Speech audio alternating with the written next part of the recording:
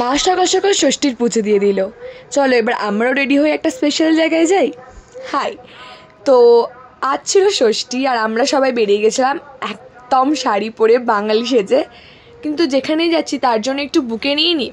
ছোটো সেজে তার নিশ্চয়ই খুব খুশি হবে, কারণ আমি গেছিলাম রানী রাসমণি জানবাজারে রাজবাড়িতে। সেটা নিয়ে আরেকটা ডিফারেন্ট ব্লগ আসবে। ওখান থেকে ঘুরে আমরা চলে গেলাম একটু অন্য প্যান্ডেলসগুলো দেখতে।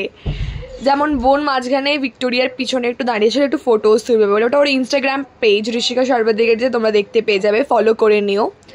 আর তারপরে আমরা চলে গেলাম এই বডিগার্ড লেনের এই প্যান্ডেলটা দেখতে। এখানে না জগন্নাথ মন্দির বানিয়েছিল আর খুব সুন্দর একদম লাইটিংয়ের কাজ ছিল, আর একদমই ভিড় ছিল না, বিকজ এটা একটু অড জায়গায়।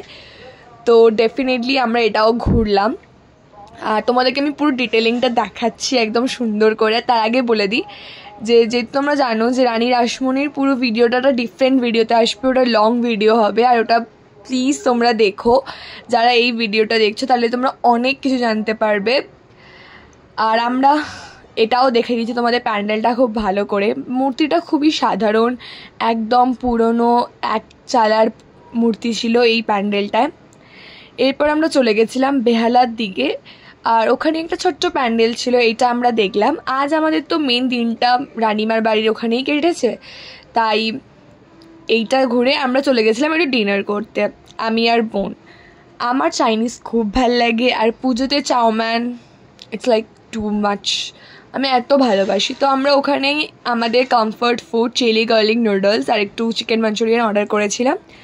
আর দেন আমার আর বোনের favourite dessert brownie with ice cream. দেখা হচ্ছে পরে ভিডিওতে। Till then tata, bye by.